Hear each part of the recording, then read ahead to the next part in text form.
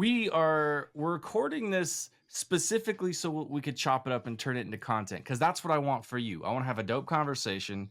We're gonna ask a bunch of questions about you, your history. You got some good videos about it on your timeline as well. But I specifically like in this moment, say creator program, all the things that you got cooking. I just want to have some cool chat back and forth a little bit before your call. And then we're gonna turn that into content. And then you'll just have it. I'll just give it to you, you post it, you do whatever you want with it. If it's beneficial to you, I've done my job. So that's why. But first off, what's up, bro? How's your day going? It's like 5 p.m. there, no? Around 5 p.m., yeah. I'm getting very little sleep at the moment during this creator round. I often try and bite off more than I can chew. And, when you're the one spitting the ethos of content before funding, you've got to be the one creating content. So, and I've got an IRL creative agency that I'm pretty busy with client wise as well.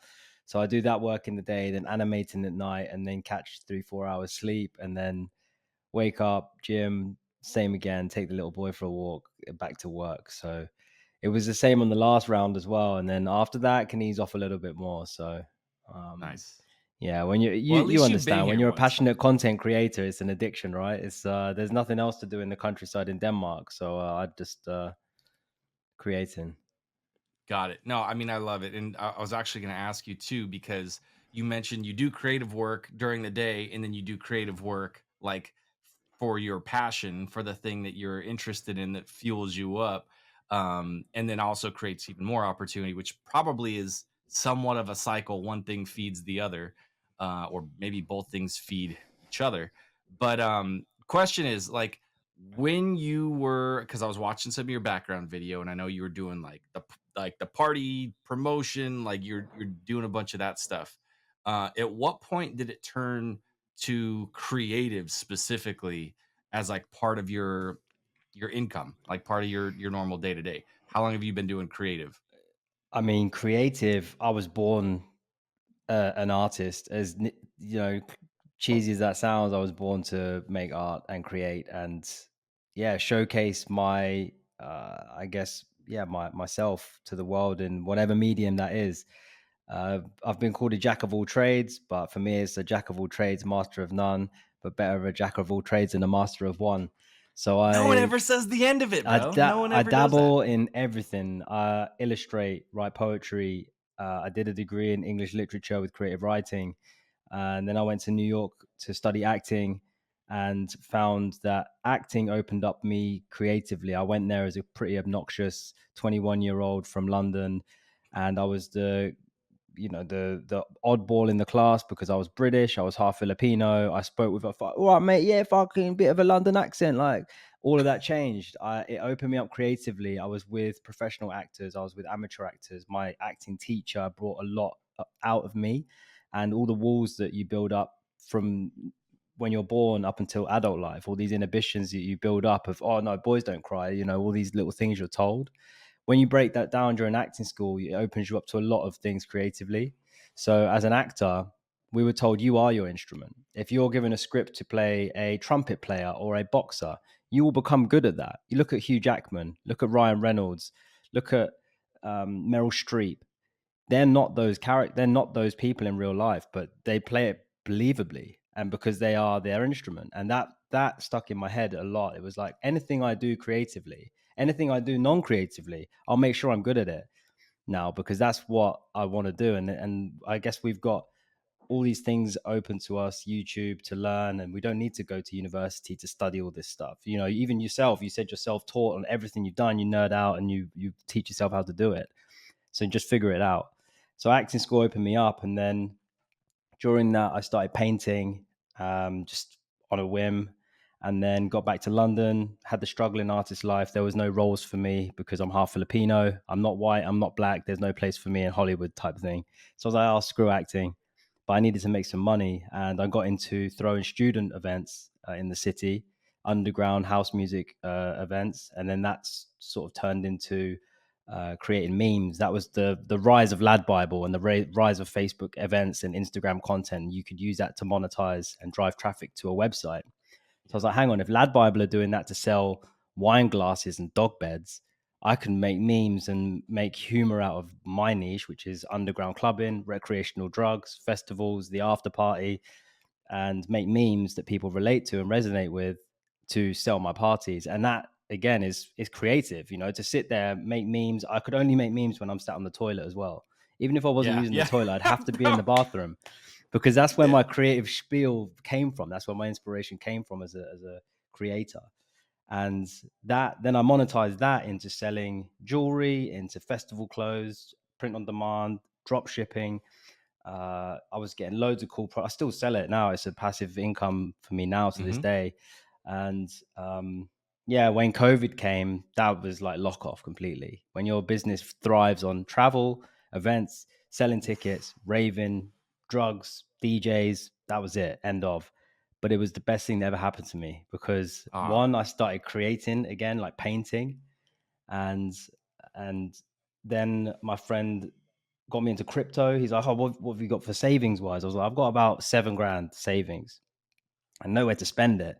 So I like, "Look, get involved in this," and he put me onto a few coins, and then we discovered meme coins, and then he was like, "Man, you're a sick artist. You should get into NFTs." I was like, "NF what?" And he yeah. was like, "Bro, look at this. He had digital shoes from Clone X. He had all of this weird stuff." I was like, "Dude, that's too weird for me, man." He's like, "Trust me." He's like, "If you took a picture of your painting, you could sell that on this place called Foundation. You could sell the digital one and give someone the physical." So I did that, and I sold it for 2.3 ETH. That was when ETH was around Damn. 3 grand. So I Yeah. made like 6 grand from a painting. You got that And taste of then blood. I got You that knew what taste was because up. I'm not just an artist, I'm an entrepreneur as well. And there's one thing about entrepreneurs, they like to make bread. So I was like, wow, this is it. So I taught myself, I saw what people were doing. This was like Azuki, Hate Beast, Clone X. I was like, okay, so it's 3D art, it's illustration, it's animation. I didn't know any of this before COVID. Right. So I then moved to Mexico because London was getting too much, too many rules and police knocking on the door and whatnot. So I moved to Mexico. And then at the time I was talking to a girl on Instagram who is now my wife. We fell in love during COVID. And then it was at the time when I was about to become a dad, where I was like, I can't make drug memes anymore. I can't be a raver anymore. I need Right. to focus on this one career. And I reached out to my friend at Warner Records from my music days, pitched him the idea of doing an NFT project with one of their artists. And that's where my creative agency came from. And I called it, it was Capsule Studios. And I've actually just closed that now to work full time freelance because it works out better tax wise in Mhm. Denmark. But yeah, that's how I sort of made a creative agency for myself. Dude, I I love these stories. Like that, man, for me, I enjoy. So first off, I enjoyed meeting lots of new people because of things like Twitter Spaces and Clubhouse was crazy. That opened up like a whole world. Um, but the individual stories like this, for me, especially just like I've never had a job in my life. So when I hear stories, and I'm 40, so when I hear stories like this, it's like I want, man, like I want a whole ass book. I want like take me through the hero's journey, the ups and the downs, all that. It's a great recap. Especially like how COVID changed so many things for so many people.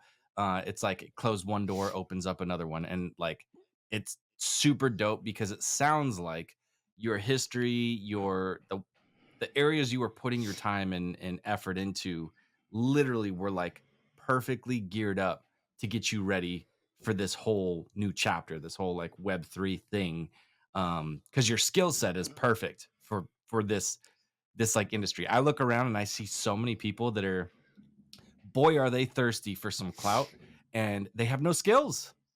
And or they're like just getting started in life. They're like, I'm 22, I'm gonna like go to school and become something, or I'm gonna like move to LA and become something, Yeah, or like I'm an gonna become anti-schooler. something. Yeah. If I have it my way and I've built myself up enough, I'm going to homeschool my little boy at least 50% of the time because Yeah. I feel that in this day and age, self-education is the best education. And when I came out So of good, dude. school, I just love to learn. I don't love to learn Yeah. about Pythagoras' theorem and Mm-mm. accounting. I want to learn cool creative stuff. I'm a right brain thinker because you give me an Yeah. Excel spreadsheet, I can do it. I don't enjoy it. I try and make it Right. an art, but it's not enjoyable. I'm good with numbers, but it's not my passion.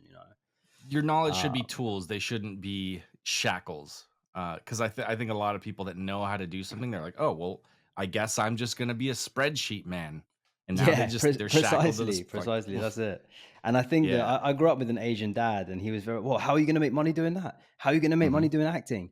How are you going to make money creating? How do you make money? Oh, how are you going to pay the bills? It's always how. It's like, dad, trust me. Yeah, I'll find a way because I'm not Yeah. working for the man. I'm not going to get to 65 and ask myself what if. It works for some people, but like you say, Mhm. you've never had a job, Yeah. and I don't ever want a job. You know, I worked for Apple, I worked for All Saints, I worked for a DIY store growing up as a kid. You know, I'm like, nah, I'm not going to be dictated to. You're going to give me 28 days holiday a year with some sick pay, and you can judge whether or not I can go on holiday with my family at one time. No, oh, he's already booked holiday, you can't go. I'm not going to Ooh, be. it No, makes my it gives, skin crawl, yeah, it bro. gives me the heebie-jeebies. So Yeah. I'm not that guy, and I will do anything in my power to ensure Yeah. it's not about money for me. It's about having enough to have freedom. And at the moment, I work from Mhm. home. I'm with my wife and my son every single day without fail. It's the And that best, to bro. me is better than having millions in the bank. You know, millions in the bank would be great, but the freedom is beautiful.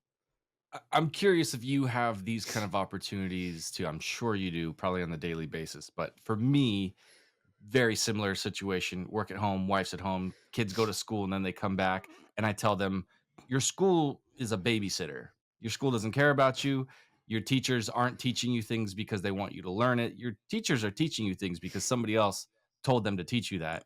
And if they don't, then they lose their job and they have bills to pay, and they don't get paid much anyway. So like they're God's doing God's work there, like just making sure that you're safe while I'm working and you're not at You home get dad doing of the year award for that. That's good that you oh instill that. dude.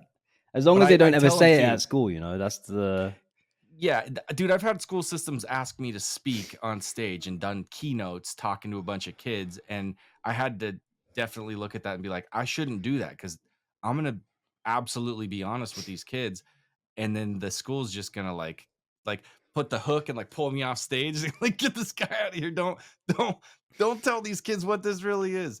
Um, because at the end of the day, they don't care if my kid's gonna pass his class. They care that they're gonna get paid because of his attendance. So when they call you and they say, "Hey, your kid's missing all this stuff. We're gonna threaten you with this and that." They're not saying, "Hey, your kid's missing out on education. It's gonna help him."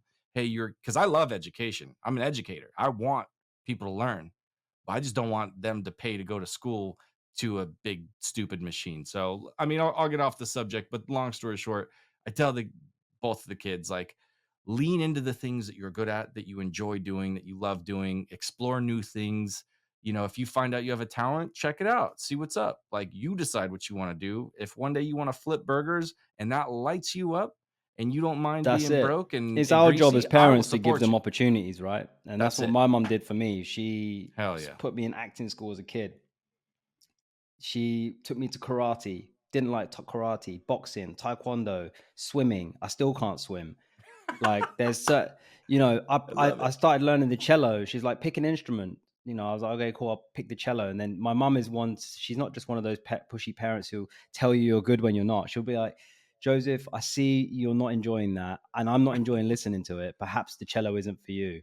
But when she nurtured me, when she saw I was good at something, which was performance, art, anything creative, apart from not all instruments, but yeah, string and wind instruments weren't really my thing. Right. She, and when you've got an Asian dad, that's when it gets like a good balance because he would have like whipped my knuckles to learn the piano if it wasn't for my mum. She would have stood in and said, "Look, let him decide." So It's dope. it's quite good. I had a nice balance being an English mom and a Filipino dad. I think I got a good balance between that. I like that. That's a super like it just sounds like you said balanced. It's the push and pull, but like allowing you to become who you are gonna be. What about LA? Whatever happened with acting, Hollywood? What's your thoughts on that? Did you So it was ever actually New come York visit that or I what? lived in. I went to the Hmm. William Esper Studio in New York, and then that was a 3-year program, and I desperately wanted to stay, albeit I was 23 years old, and all of my British friends, they were a bit older, who moved to New York to study. I was the youngest in the class, and I was desperate to stay. I was looking to marry a classmate and saw the cost. It was like, no, fortunately, I got sent to acting school by by a distant family relative, because my mum wouldn't been able to afford it. We grew up sort of council estate, which is what you're not the projects, but it's not nice, in the Right. roughest town in England. And so I didn't have that many sort of monetary opportunities as a kid. So this was like really special to me, and it came about. I was in the King and I on the West End. That's like the Broadway in New York. I was in the Mhm. King and I for 3 years as a kid as the Crown Prince, and I was earning more money then than I was now than I am now. Wow. And yeah, so it was more. I opened me up, and that's when I discovered I loved acting. And then this family relative asked me, "What's your dream?" I said, "I would love to be an actor." He's like, "Well, don't go into advertising after university. Let's look at an acting school." So yeah, we got out there, and I love it. I still love acting to this day. I love being in front of camera. I love writing scripts. I still love all of it, but it's not what drives me. What drives me Mhm. is painting. Like, can I show you paintings? Yeah, please, bro. That's awesome. I'm learning. I painted this for my little boy. Mhm. So that's one of my That's so oil dope. paintings with Remo. Um, and then I did like a Remo meets my heroes. So I did Remo meets Tupac and Biggie, Yeah. and then I love that. a Remo meets Bert and Ernie. Everyone loves Hey, Bert and Bert. Ernie. Yeah, so I think that my acting teacher used to tell me art is art is art. He's like, some of you will become performers, some of you won't ever do art again. But if you're born to do it, you'll find some way of expressing your emotions to the world.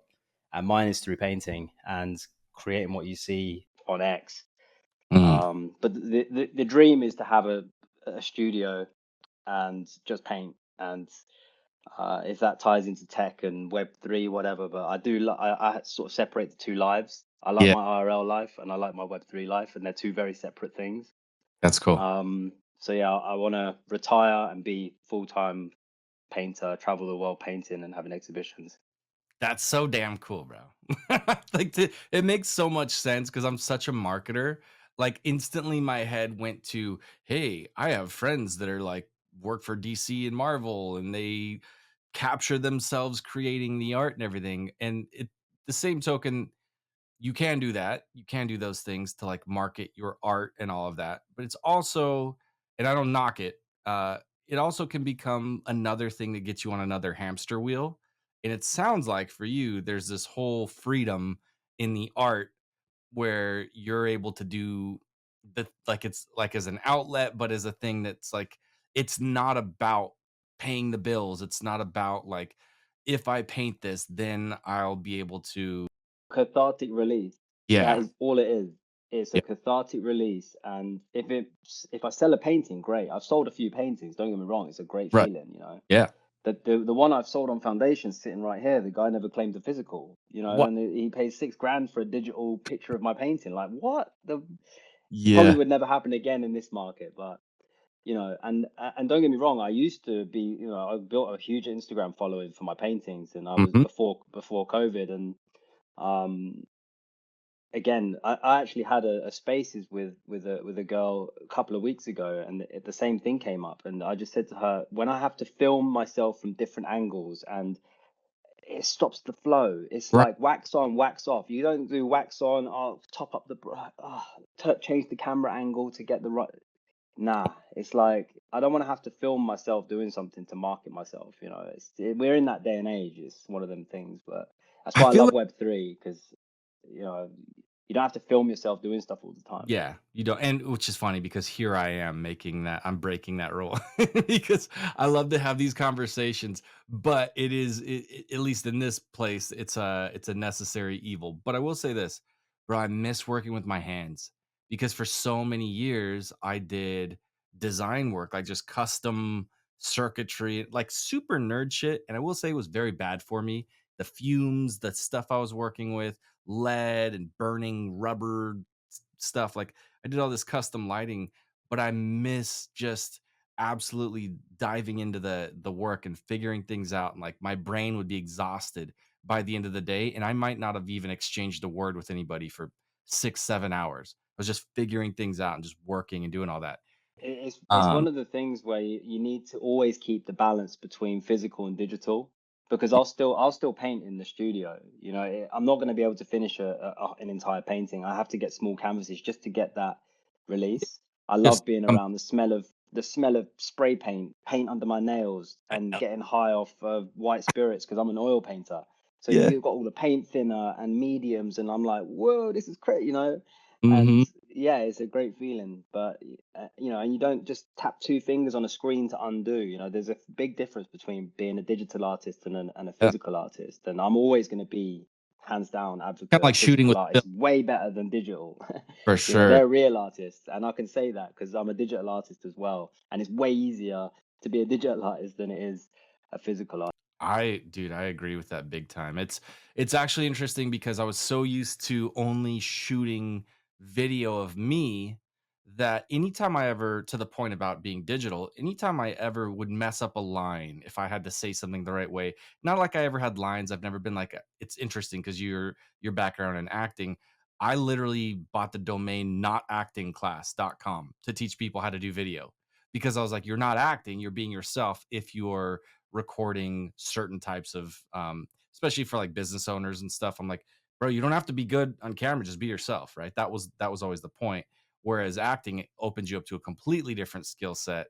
And like it actually makes sense to start learning how to expand who you are and all that. But I will say shooting video of yourself, it's like easy mode because if you mess up, you're the cameraman, you're the talent, you're the editor, you're all the things. So it's kind of like if you don't capture that right, or you're blurry, or you mess up any one of those roles, you just redo it because it's you.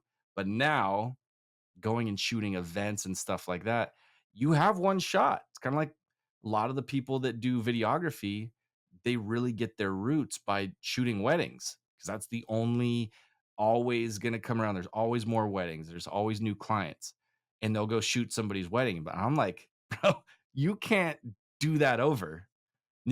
There's no like hitting undo to your point. That's what the art is. Yeah, 100%. You have to find the candid shot. You have to find those magical moments because the moment doesn't happen twice. And as soon as you ask somebody to reenact what they just did, Mm. nah, it's not gonna have that feeling, you know. You don't you only get one first kiss. Yeah. How do you feel about that with like as an actor? What how like cuz I'd say exactly how I feel. What you just said right now. You get one. Like I've worked with like big giant YouTubers that are like they're the coolest ever. And then you shoot something and they're like, "Oh, you need me to do it again? I'll do it as many times as you need. Like I will fake this as many times as you need." And I'm like, I don't even want to know that. I just want to feel like right out of camera, first shot, they got everything and that's who they are and they are who I've come to meet on the internet. That's the only way I have. I'm a one shot guy.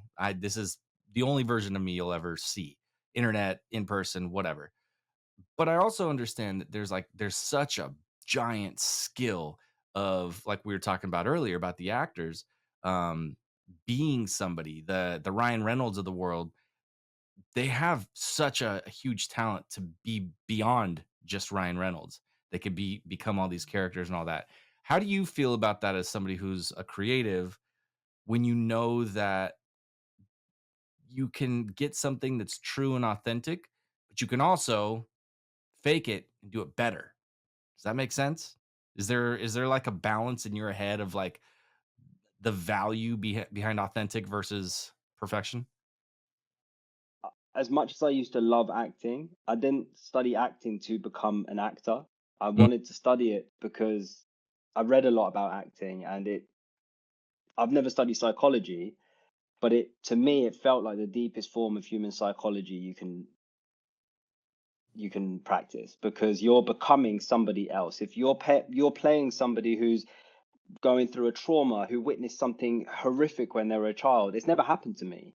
But my imagination as an actor lets me go there and emotionally prepare for that moment. And then you'll put yourself in someone else's shoes. And the best actors are the best empath, are the biggest empaths because mm, they can feel pain, they feel happiness, they feel emotion. They don't just fake it for camera. They actually they're emotionally prepping and embody that person, and that is what any artist should do. As soon as you start thinking about it, it's not art, Mm, it's theory, and it's boring. And that's why I don't like it putting cameras out and filming my paintings.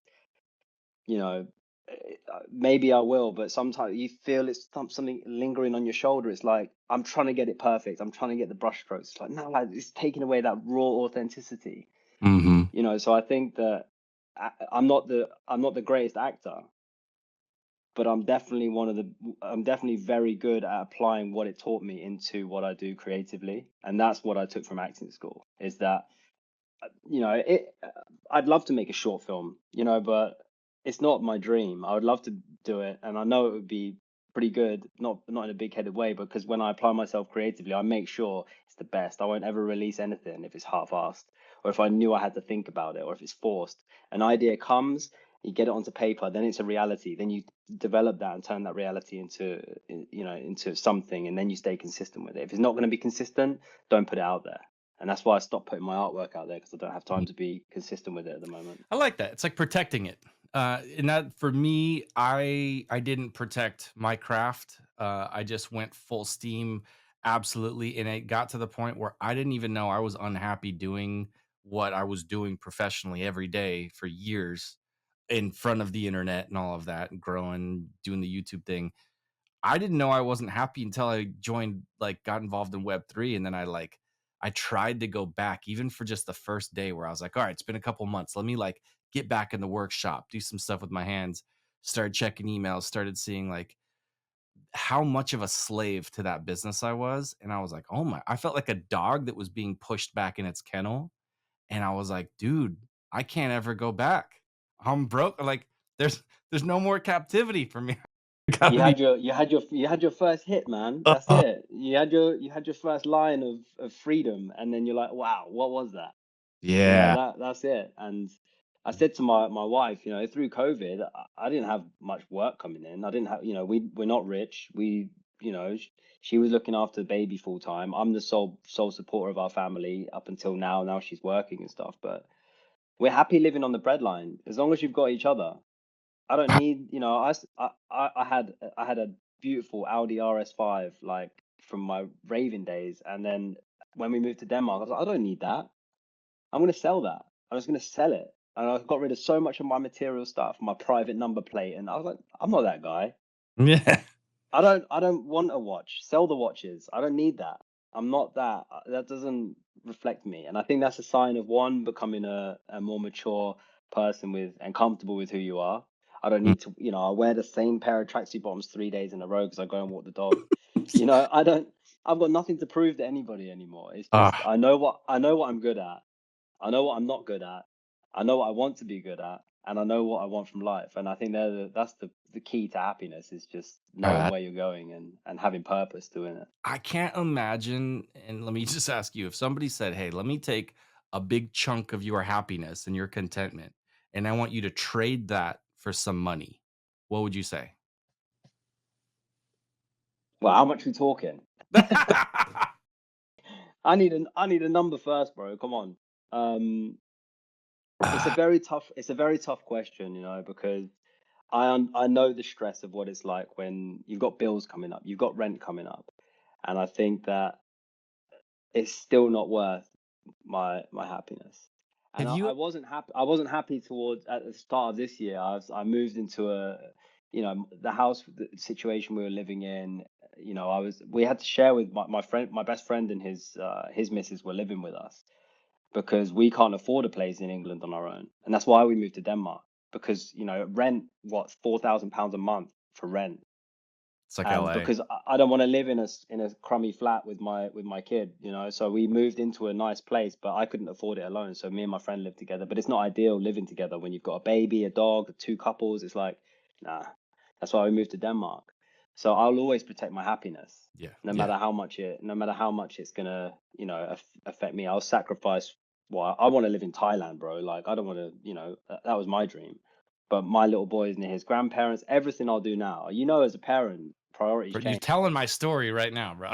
Like, it's the Your same whole thing. thing changes, right? And Yeah. I think as dads and as mums, as parents, we go through identity crisis. Like, damn, what could have been? I think I get one of those feelings every like 3 months. I'm like, damn, I do miss the part. I do miss being backstage in Ibiza, talking shit in people's ears, and going back and staying up for 3 days and making memes of the after party. I do miss it. Yeah, But then yeah. it's like, would I trade that happiness for the happiness I have now? No way. It's such a weird thing because I feel like where you're at right now, your mindset, your experience, all of that, you've already scratched a bunch of itches in life. And so if you can have what you have now and literally just have more of it and like it become more profitable, if you will, without exchanging the happiness or somebody else's happiness. Maybe you love going back to work, but maybe that puts your wife in a situation where she's like, you're kind of choosing money over family. It's like, I get it. I understand the practical mindset. I understand, like my family's Russian immigrants that came here and like work, work, work. That was it. You don't get paid. It was like the Gary V stuff. You know what I mean? Like you work for me, you work for free. Like that's that. I get that. But like, I also look at it like how that has paid off for a lot of people. And they look back and they have this regret. And they're like, oh, I never went on that vacation. Or I never took the family to go move there for less money or whatever. And it's like, I feel like we really create kind of like little traps for ourselves all throughout life. So being able to just have everything, your freedom, all of that, and then like be able to chip away at that becoming more and more profitable while you stay happy. Like, I don't know, man. The world does not tell you that that's okay.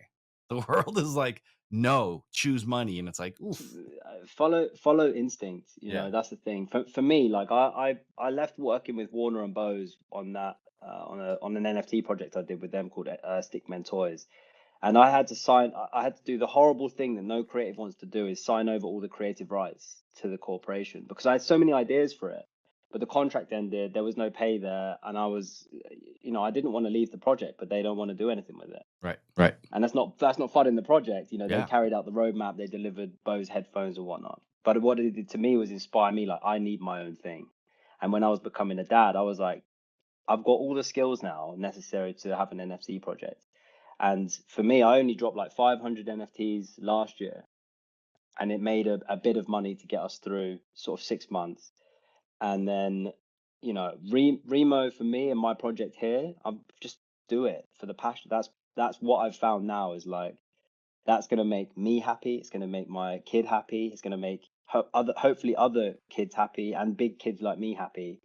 And that feeling for me is that's why I want to do it, and that's why I'll slave away on it for free. I don't really care. I love it. Funding's great. The funding is great. Don't get me wrong. If I get funding for it, then it fast tracks all the vision. But I'll still be here if we don't get funding.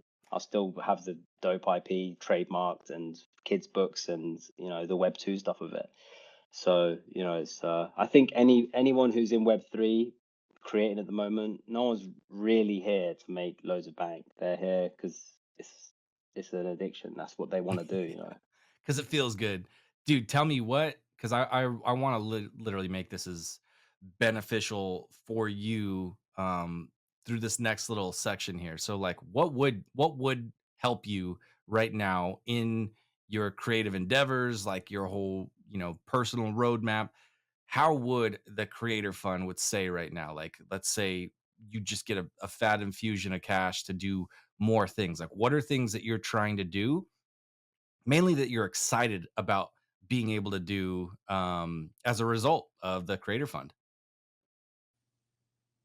Personally, I think the Creator Fund has the opportunity to champion the most talented creators on the chain. And when they do that, they create the next Beeple, the next Pack, the next X copy.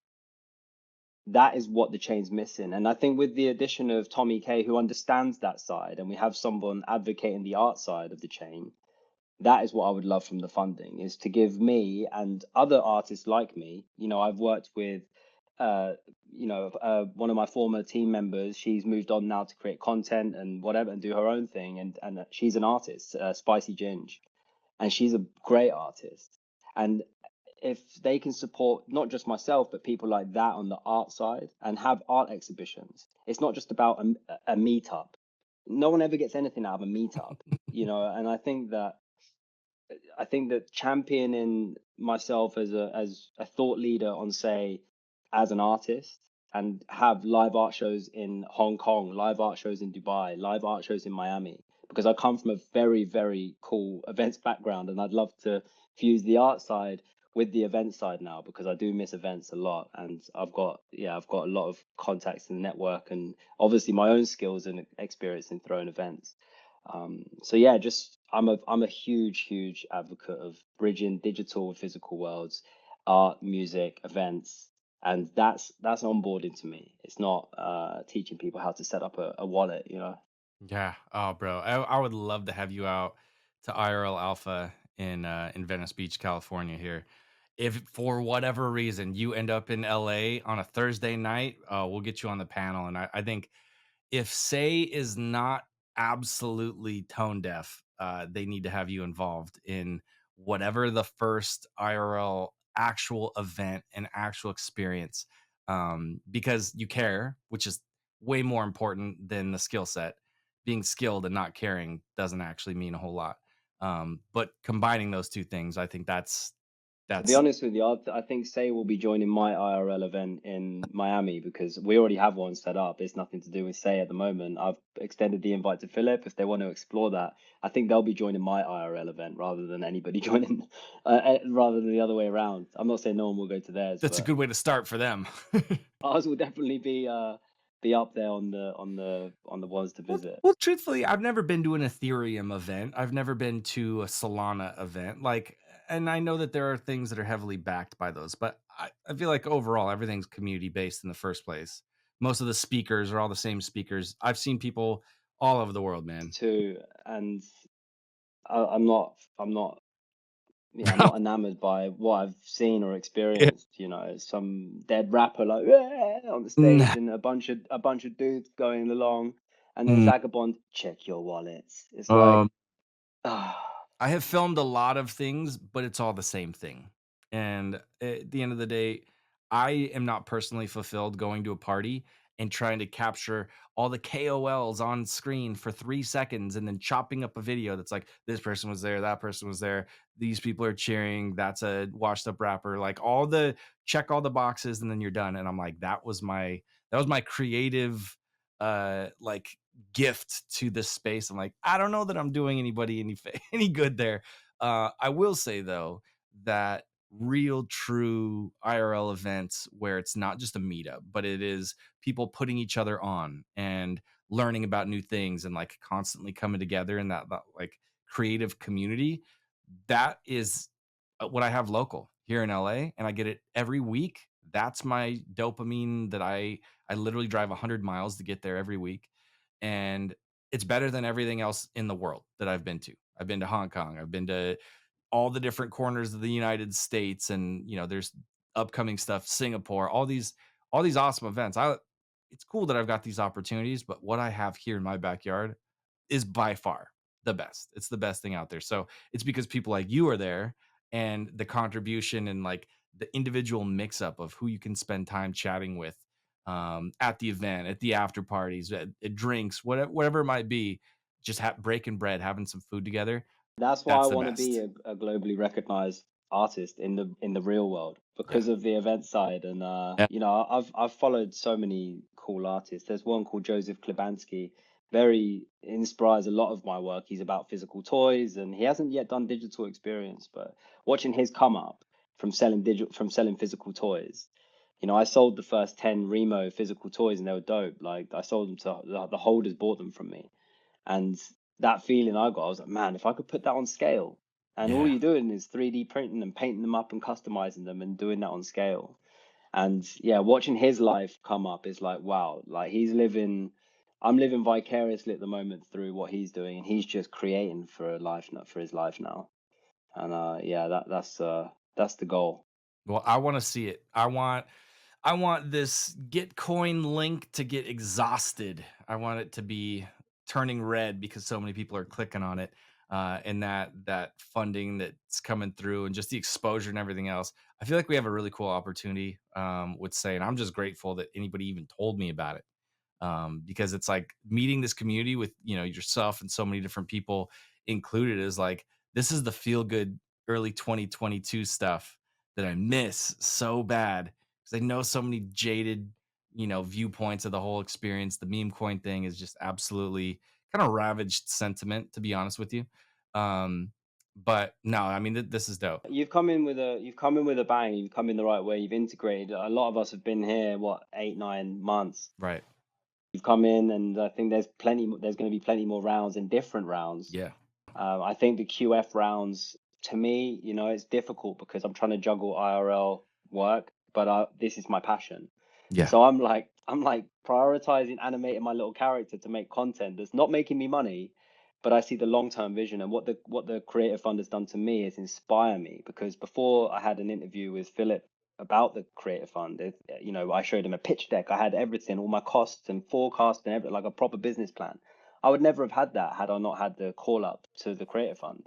True. And then, what I did in the first round, I wouldn't have had the finances to print 4,000 books that are now going to go on Amazon when they arrive finally. And then this second round, the creator round, the creative media, and that round's for me. Yeah. That is my round. I don't care how many votes. I spent far too much time on the last round onboarding my Instagram followers and putting it on my big meme page and say, if you want to vote, come this, and having on Google chat. I was like, no, that's not what I want to be doing. So I haven't done that this time. I've just left it go organic, put it to my Remo followers, and spend time on content creation. And I've come leaps and bounds in like the idea. And without this round, I would never have had an animated talk show idea, Yeah. because so It's this so so good, dude. It's it may cool. not make the most funding in the quadratic funding rounds where it's to do with votes and stuff, but what it's doing is lining all of us up to create something. And it's going to be a case of who's going to be consistent, who's going to make dope content, or who's going to write really boring threads that aren't going to attract any attention. So I think it's going to separate the really cool creators from the not, the really serious people from the not. And then in the future rounds, you've obviously created something that you can further. That's so dope. Bro, I'm just inspired. Like I'm all revved up. Like I got all this. I have so much work that I have to do right now, but I'm also just inspired to, even like you said right now, level my game up because specifically of the things that are in place with these, the creator fund where you have to get in there with like karma gap and put your milestones and do all the that's not shit I've ever had to do. I've been able to wing it and it's been fine. But this is like a refining process for me individually as a creator. Clearly, that's been valuable for you. And like you just giving me that testimony right now that it was like a good thing for you is like fucking inspiring. It's Seriously, so it is cool. because no other blockchain's done it before. Right. And that's what's very, I'm not a dev. I don't know if you're a dev. You're not a No, dev, are you? I do too many things to no, Everything's for no. tech. Everything's for tech. Like, screw the tech. There's enough tech. There's just not enough people using it. Yeah. And I spoke to Roy yesterday and I said to him, nobody cares about learning about how the tech works. I buy an iPhone. I don't want to know how all this works and when I swipe up, how it works. I just want to know that when I swipe up, it works. Yep. I don't need to know the ins and outs. That's not interesting to me. That's not going to onboard the next billion people to the blockchain. Right. What we do is create entertainment content. If Netflix was just about how Netflix worked, you wouldn't have any subscribers. People subscribe to Netflix because it entertains, it engages, and it gives you content. And that's what Say have seen. And now I Yeah. think it's just about refining who funding goes to, so they're not, we're not just watering down people's talents. It's picking the cream of the crop to blast the Yeah. chain and have our own KOLs. We're not hiring KOLs, they're building them from the inside out, which is powerful. It kind of breaks the echo chamber every round. I feel like if you didn't have an incentive to bring more people in, then the voices, the same people that I see that are crushing it right now, I can see them just almost like becoming this like hard shell around what this community is. But because of these rounds and more people, myself included, kind of breaking into that, it's like it's constantly breaking that shell to allow it to get bigger and bigger each round. So Yeah, I'm I just mean, I'm excited as getting hell, I'm man. getting likes, and I'm sure you're getting engagement of people who never even knew you Yeah, before, right? of From this course. round, and that it's done that for me. I think a lot of people are, oh, you're letting so many people into. I don't care. Let as many people into this round as possible because I'm going to get 6 more views on my video, and Yeah. you're going to get 3 more likes on your post, Yeah. and Roy's going to get 50 more members to S3. So Hmm. letting more people into the round's a great thing. Even if they come Yeah. or go, who cares? We're all building and we know we're going to be here. We've got all those new followers from this round. I've had tons of new followers from this round and it's great. And people watching the show and DMs, it's a beautiful thing. So I think, you can see it two ways, a threat or as something that's good. It's a threat or thrive, right? And I think it's thriving at the moment. Beautiful way to end it. Where can people learn more? What's the link call out? How can we find out more about Joey and what you're building? I mean, literally my website, joeytadiar.com.